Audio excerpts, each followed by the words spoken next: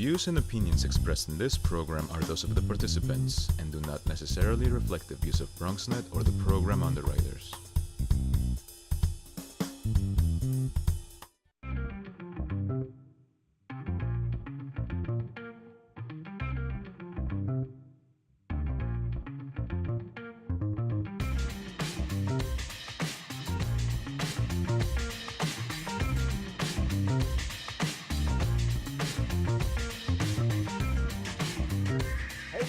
It is time for the Bronx Buzz, and we've got a great show for you this evening. You're going to get to meet two reporters you probably have not met before, one of whom is a freelance reporter and does some writing and did a wonderful, kind of groundbreaking piece about an important Bronx educational institution, and the other is one of BronxNet's reporters who you probably haven't met. So let's get started. We're going to get into visiting with Melissa Noel. We're going to talk to Michelle, who is in New Jersey, of all places, right now.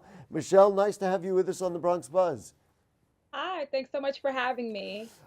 Michelle, before we get into, and you know, both of us met over this Eagle Academy film, which really is very exciting for a lot of reasons. A little background about you. So you were telling me before, and you actually wrote for the Mott Haven Herald. Yeah, as a grad student at the now Craig Newmark School of Journalism, I was able to do some work for the Mott Haven Herald and just report on arts and culture in the Bronx. So it was really great to be able to do that. And now having those bylines and that experience and now being able to do this, it's kind of like bringing it full circle for me. So it's like, oh, Melissa, you did this work in the past and now, have branched off into other things, but it's really great to have been able to do that. Well, once you pass through the Bronx, you can never get away because you're infected. It's in your blood. But I just want to stop because it's very interesting to me about the growth and development of journalism students and also the development of Bronx media. I'm just assuming you'll agree with me that having a graduate school like the CUNY J School and having the opportunity to really publish stuff in a real newspaper is probably as good a training as any young journalist can get. I totally agree. And it was having to have a beat right, as you began grad school and having those deadlines with your editors from newspapers or television stations, it gave you that edge because you knew that you had to, this wasn't just a, class assignment. Yeah, write a not that paper you don't for put the us. same weight on it, but when you know that you have to turn this in and it's going for publication, you're on top of it. So it definitely gave and still continues to give current CUNY students, J school students, an edge, I would say, for sure. And I'm going to add one element to it from somebody who's taught broadcasting and taught journalism for a very long time.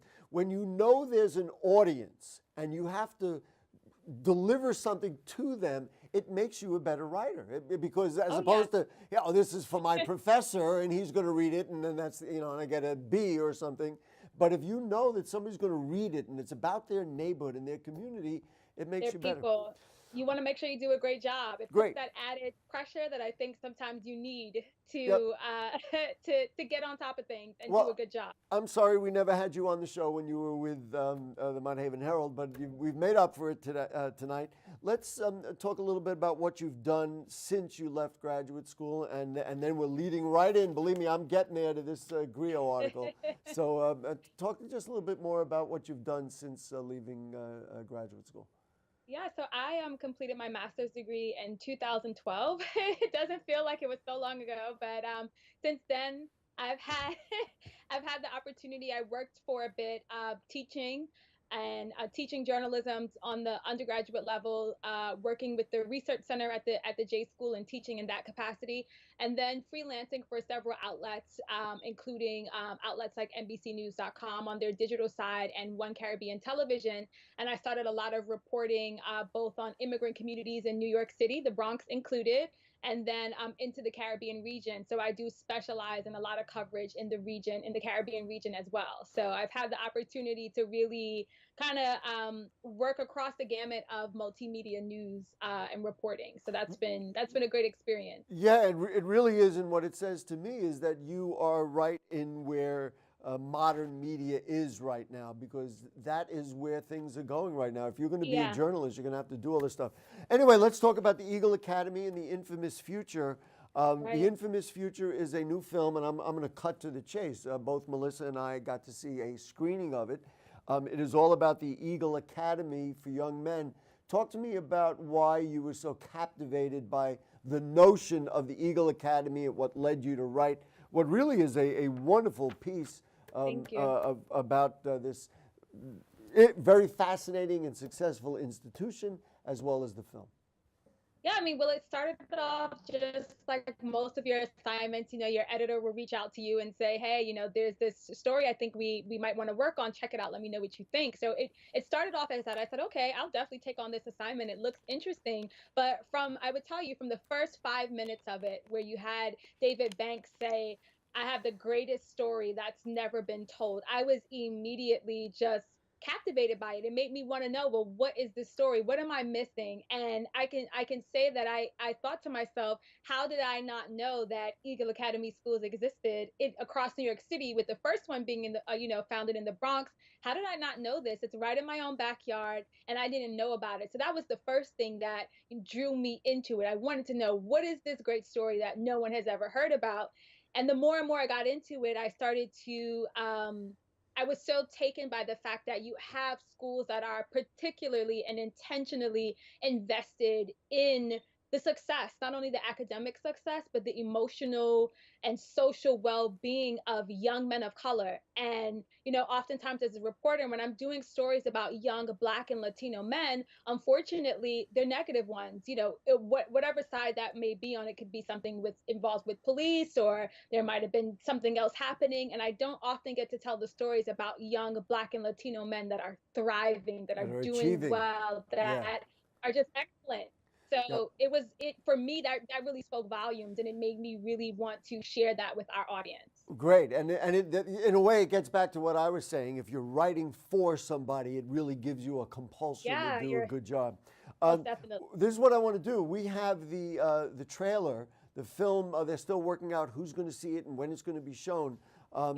As I said, we were fortunate to get a private screening, but I want to show the people of the Bronx this trailer. And then, so Melissa will introduce right now the Infamous Future, and right after that, you and I will come back and just talk about some of the implications of what this film might mean. So here it is, produced by John Campbell and directed by Richard Butterworth, the teaser for the Infamous Future by the Eagle Academy. Born and raised in the South Bronx my whole life. Growing up in a one-parent household, my dad left when I was around in the 5th grade. Been through a lot of things in my life. A lot of people believe that you're from the South Bronx. You're not gonna make it. You're not gonna go to college. You're not gonna be what you want to be. I've got the greatest story that has never been told. It's the story of the empowerment, the uplifting, the transformation of young men of color. Black and Latino males, they're under assault through the media, from the gang violence that they have to be concerned about around the corner. Our young men are up against it in every front. 75% of the inmates from the entire New York State correctional system came from 7 neighborhoods in New York City. And that's what made the decision that those are the spots that we want to try to go into to create the Eagle Academy. Education is the passport to the future. We plant seeds, but we don't know that we'll ever see the fruits of our labor. Young men have had systemic issues going back decades. So if we are painting this picture that you can do anything, but their most immediate images they see of black men are in handcuffs, you have to first defeat those negative perceptions, but sometimes you can't do that just through talk. No matter how many teachers said, oh, you can't learn, or you can't do this, you can't do that, you are the master of your fate, captain of your soul.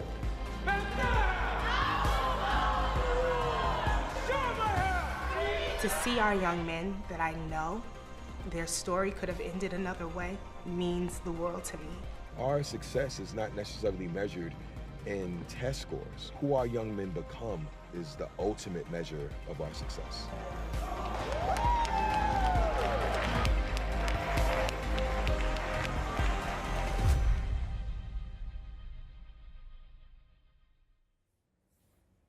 All right, there it is. We can both applaud. Who our young men will become. I mean, that was the final line there. I guess we all, make assumptions, and then when this came out, I mean, I've known David Banks and the Eagle Academy, of course, for many years. But when I saw the film, it was like a stake in the ground. Enough. This is who we are. Young men of color, young women of color, of course. Everybody deserves an education and deserves to be encouraged to a bright future. What were your thoughts about seeing the film for the first time? For me, I was immediately so captivated. I have to say that word again because it's not often that, documentaries come out all the time and people do great work, but I was immediately taken with the fact that these schools were founded as a solution to that problem. We heard that statistic, 75% of prisoners in New York State came from 7 neighborhoods in New York City, just 7 neighborhoods. And that was taken and not, just, hey, this is bad. It was like a call to action for people like David Banks to say, hey, we want to do something to counter that. And they definitely did that. Melissa, we've got to jump in here because we're going to end the segment. But I think the point is enough is enough. We're going to, buck stops here. Progress starts here. Opportunity starts here. I mean, we can go on and on and on. So we should tell our audience that they're working out when we will all be able to see it. But I want everybody to be excited about it. They can look for it online, The Infamous Future. You can just Google it. It'll come right up. And Melissa, I really hope this is the start of a nice relationship. So when you write something and you want stuff to talk about, you'll come back to the Bronx Buzz and join us each time. I would love to, definitely. Thanks so much for having me. Great. Melissa Noel, look for the story in the Grio, the GRIO.com about Eagle Academy and the Infamous Future. Appreciate your time this evening, Melissa. Thank you. Happy holiday to you. Happy holidays to you as well. All right, all the best. Take care. All right, we're going to, I think, take a short break right now. And then in the studio, right here, right next to me, right over here, we're going to bring in one of the nice, bright, young BronxNet reporters and talk about some of the things he's been covering. So more of the buzz. We'll be buzzing right after this. Sure, I look cute now, but when my owner lost his job, it was rough. I was living on the street, and one night, me and this Cocker Spaniel got into it so bad, I wound up looking like an ice cream cone. I cried a little bit, but thankfully I got rescued, so I'm running, I'm jumping, all back to my old self, and I'm ready to give unconditional love, even if you put a lampshade on my head.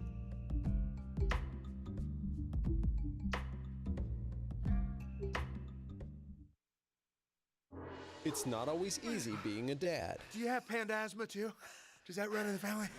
This is the home of the most priceless kung fu artifacts. But when you make an effort, Dad, we're not supposed to touch anything. Oh, sorry. Go along, son. It's always worth it. Whoa, master! The smallest moments can have the biggest impact on a child's life. Take time to be a dad today. I am gonna get you. I'm gonna get you. Call 877-4DAD-411 or visit fatherhood.gov to learn more. You know what, guys? There's a lot of tree branches and dry brush over here. We should probably move the bonfire over there.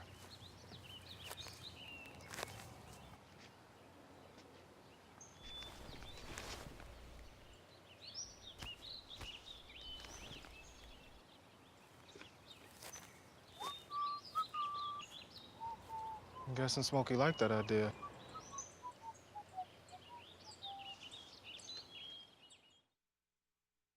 Hey, it's Ava, and this is Tess from Vivo's Do It Yourselfie, where we recreate the hottest looks from today's biggest music videos. After cleaning out our closet, we have a lot of clothes we don't wear anymore. Like this old t-shirt. It's not garbage, it's actually a brand new rug. And to make it, all you need to do is cut, tie, and glue. Cut the t-shirt into strips. Tie the strips into knots. And glue the knots to the bath mat. I love it. Give your garbage another life. And recycle.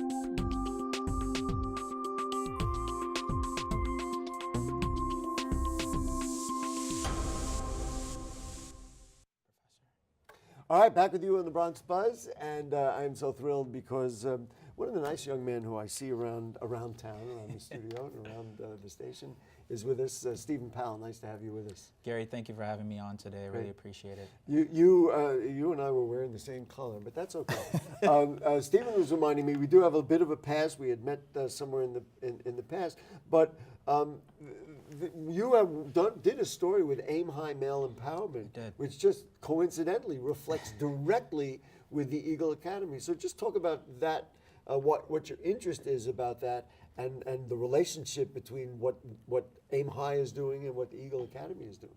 So thank you again for the platform. I really appreciate being here. But the relationship that I had was with Dr. Wright and Sherman Brown, who were the co-founders of the Aim High Empowerment Program, different affiliations with their connections with different institutions. And I felt that it was important to highlight that. Given the nature of the times that we're in with young men, it was a powerful program. It allotted connections and networking opportunities for young men to network with entrepreneurs and business professionals. And I thought it was very, very important to highlight that and kind of show that there are young men out there, especially those within the Aim High Aim High Empowerment Program, as mentors to a lot of these high school students in the Bronx and in Manhattan, and with Eagle Academy being one of the many high schools that are representative and connected with Dr. Wright and Mr. Brown. So this begins to give us a clue as to you as a journalist. I guess working at BronxNet, it gives you the opportunity to do things that are important to you. I mean, you're a Bronx guy, yes. Right? You're a Bronx guy, and so talk to me about your motivation to be a journalist and when you cover stories like that. I mean, just give me some of what you're thinking about when you get a chance to do those kinds of things. Well, first off, it definitely inspires me as a journalist, as an African American, someone who was raised in the Bronx, who grew up in the Bronx, to represent the people of the Bronx, people that are here, people I see every day. Tell our stories, man. You know me a long time. I do. That's what we do. We have to tell our stories. And I find it very important to tell the stories, share stories, and that's kind of how I decided to become a journalist. And I started off in high school. I was a part of a newspaper club, and then I went on and I did debates and kind of akin to some. You say did debates? You moderated debates? Well, I competed in extemporaneous. Competed in them, I see. Competed in extemporaneous speaking competitions in the summer of my second or third year in high school, and then from there I kind of took kind of departure from journalism. Life's journey kind of takes you in all different directions, but came back to it about 2 years ago and completed my master's degree. And where did you do that? I completed it at Fordham University. And Robin, who is the public journalism professor at Fordham, that's how I met BronxNet's very own Melissa White. And she came in, spoke with us, and the relationship with BronxNet. I had been aware of BronxNet. It started to make sense and say, if I'm going to do this, this is a good place. Did you want to do TV or radio or anything like that, or was it print, or it didn't matter? Honestly, I just wanted to branch out and experience all of what the media world landscape had to offer, all of what journalism and being a reporter, whether it being in the studio broadcasting, doing a little bit of radio. I'll speak a little bit on that in terms of what I plan to do in the future, but just being able to experience everything, having the versatility to experience all of what I could do within the field. And I think that it was important for me to start off being a reporter, and I do want to eventually become a reporter, beat writer. I do write quite a bit, and yeah. You know, the real thing is, and I mentioned this to Melissa, but I see it all the time. Of course, I grew up, I'm older than you, and I grew up in an era where things were a little different, and you really could pigeonhole. Nowadays, if you want to be a print reporter, you better know how to do video, because they're going to send you out there, and you're going to have to, the New York Times has video, the Daily News has video, and if you're covering something, they want video. Exactly. You're going to have to know how to do it. And I know on the other side, if you're a video person, a lot of times you got to write the story, you know what I mean? So you're doing the right thing. Talk to me just because we're going to show one of the pieces that he did.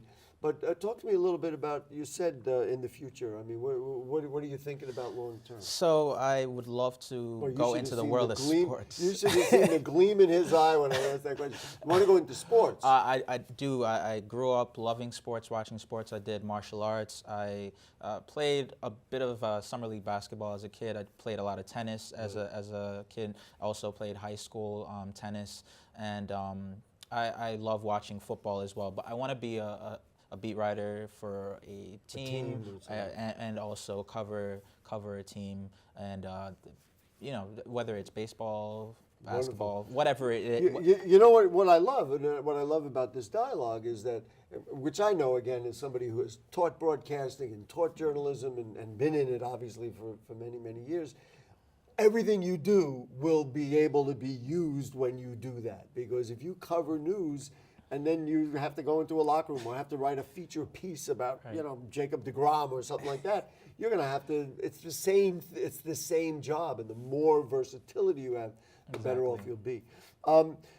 Just a real brief about your background. So you went to Fordham. You what gave you the idea, even back in high school when you started doing debates, did you say, gee whiz, I think I want to do this? Well, honestly, it didn't even stem from high school. I think high school kind of was just in your back pocket as a kind of experience, an experience to kind of lend itself to the future, because really other people saw what I didn't see. I went to Mount St. Michael Academy for boys, all boys high school. But I went there, I took advantage of a lot of the opportunities there, but I initially started off in college. I went to Fairfield University and graduated in 2014, but I didn't start off as a media communications major or anything around in that field. I actually was a pre-med undecided student. I was a bio major, and being in labs, you know, kind of understanding everything, and you know, it wasn't the studying that was the issue, it was just the passion behind it. And once you got into it, the field, I noticed myself doing a lot more writing, focusing, drifting, and taking part in other courses that were prerequisites for my graduation from my studies. I noticed myself leading more towards the written section. Then it's time to go. It's time to go. Let's get into a little bit. We're going to show a piece. What is the piece we're going to show? Now, there was a book or something?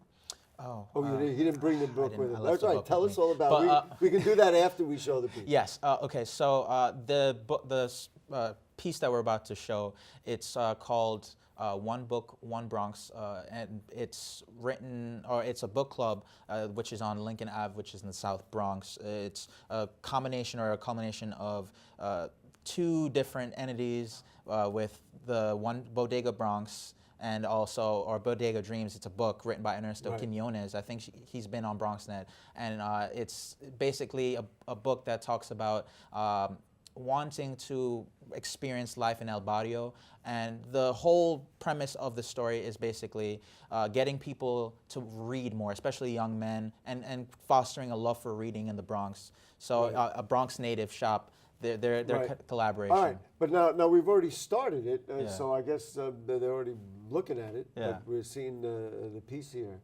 I don't know if we're hearing the audio or whatever, but okay. So that was the piece. Do you like the editing of it? I mean, do you enjoy? I enjoyed the editing of it. It was well done, and Now, did you do the editing? I did not do the editing for this piece. You work with some BronxNet I work with some BronxNet guys on. What other kinds of stories have you done, and what are you looking to do? I know you want to do sports. We'll put that aside for the moment, but tell me about what other things you've done that have been, aside from you did the Aim High Empowerment Program. So some of the stories that I'm most proud of, there was a story, and some of these stories are stories that I've done scripts on but wasn't physically there to report on. But some of the stories I've worked on include the Puerto Rican Heritage Month And that was done by Mr. Ruben Diaz Jr., Borough President Ruben Diaz Jr. And so you produced the piece for them? Yeah, so I was there for the event, and I was the reporter for that event, yes. Right. And it was just it's expansive, a part of the culture, and I got to experience a culture that otherwise I wouldn't have been a part of that kind of celebration. So I was really appreciative to be there in that moment in time, in that space. Some other events include Barati Kemraj's events, some of her events with Bali dancing during the summertime I had done. You know, if I can interject, one of the things that I've enjoyed, which you've already expressed, you learn something, especially when you work in the Bronx, because there were so many different kinds of people. There's some things that you don't expect, right? And it's among the things that have motivated me for a very long time.